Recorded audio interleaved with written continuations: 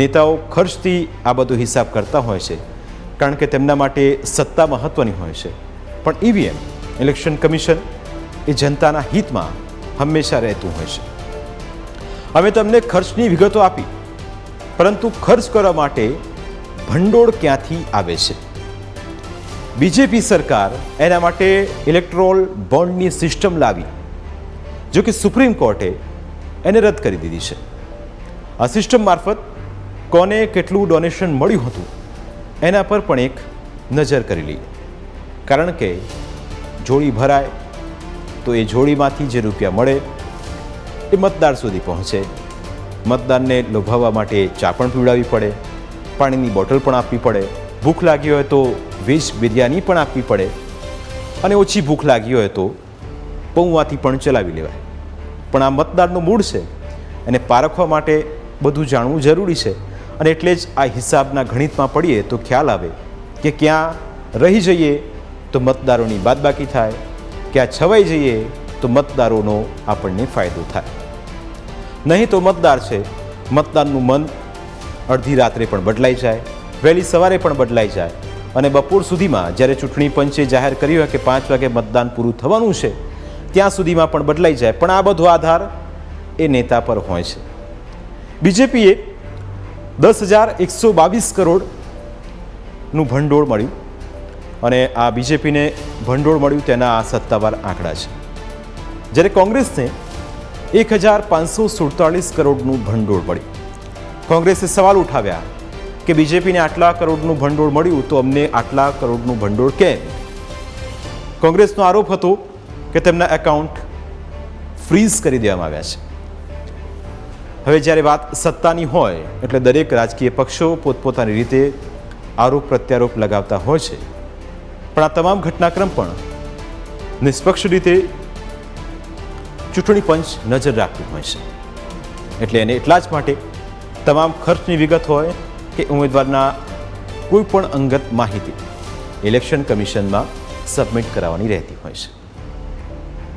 હવે કોંગ્રેસ બાદ ટીએમસીની વાત કરીએ તો ટીએમસીને 823 કરોડનું ભંડોળ મળ્યું, જ્યારે સીપીઆઈએમને 317 કરોડ રૂપિયા મળ્યા.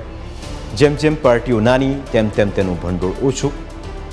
એનસીપી શરદ પવારની પાર્ટી, તેને 231 કરોડ. હવે પાર્ટી બદલાઈ, ભત્રીજા વિવાદ, કાકા ભત્રીજાના વિવાદમાં નામ પણ બદલાય, પણ અહીં ભંડોળની વાત છે એટલે 231 કરોડ એમના ફાળે આવ્યા. બીએસપી ને 85 કરોડ, અને સીપીઆઈ 13 કરોડમાં તેને સંતોષ માનવો પડ્યો, કારણ કે એના મતદારો પણ એટલા ઓછા છે. એટલે ખર્ચની વિગતો જ્યારે તેના ઉમેદવારો લઈને બેસતા હશે એટલે બધું સચવાઈ જતું હશે. લોકસભાની ચૂંટણીમાં ઉમેદવારો એક રૂપિયાનો હિસાબ આપવો પડે છે. હવે રાજકીય પક્ષો દ્વારા ક્યાં કેટલો ખર્ચ કરાય છે એ પણ અમે આપને વિસ્તારથી સમજાવીશું. જ્યારે રાજકીય પાર્ટીઓ માટે હિસાબ કરવા બેસીએ તો ખ્યાલ આવે કે એક કાર માટે રોજ 5,000 રૂપિયાનો ખર્ચ કરવામાં આવે છે. ચૂંટણીની ઓફિસ માટેનો રોજનો ખર્ચ 10,000 રૂપિયા છે. બૂથ પર ટેબલ માટે ટેબલ દીઠ 2,000 રૂપિયાનો ખર્ચ કરવો પડતો હોય છે. આ રોચક હિસાબ છે અને મતદારોએ આ તમામ વસ્તુઓ જાણવી જરૂરી છે. હવે અમે તમને જણાવીશું કે 2019માં યોજાયેલી લોકસભાની ચૂંટણીમાં કોણે કેટલો ખર્ચ કર્યો હતો. આ ખર્ચનો હિસાબ આપના સુધી પહોંચાડીએ. ઉમેદવારો દ્વારા, મતદારો દ્વારા, અને જે મતદારોને લોભાવવા માટે ઉમેદવારો દ્વારા 24,000 કરોડ રૂપિયા ખર્ચવામાં આવ્યા હતા. પાર્ટીઓ દ્વારા 20,000 કરોડ રૂપિયાનો ખર્ચ કરવામાં આવ્યો હતો, જ્યારે સરકાર દ્વારા 10,000 કરોડ રૂપિયા ખર્ચાયા હતા.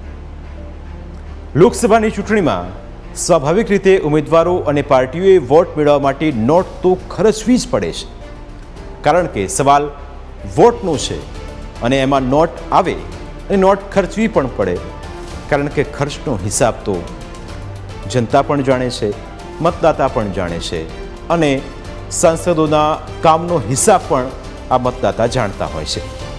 એટલે નેતાઓને એવું થતું હોય કે 5 રૂપિયાની ચા, 10 રૂપિયાની પાણીની બોટલ, 12 રૂપિયાના પૌવા, 40 રૂપિયાની વેજ બિરયાનીથી કામ થતું નથી. તેના માટે કામ કરવું પડે છે. અને આ ભારતની જનતા છે, ભારતનો વોટર છે, અને એ વોટની કિંમત જનતા જાણે છે, મતદાર જાણે છે. અને એટલા જ માટે આ લોભામણી સ્કીમમાં તે આવતા નથી, પણ તે એક મજબૂત અને મક્કમ ઉમેદવારને પસંદ કરે છે. પ્રાઇમ 9માં સમય થયો છે વધુ એક બ્રેકનો. બ્રેક બાદ વાત કરીશું વિકસતા ભારતની.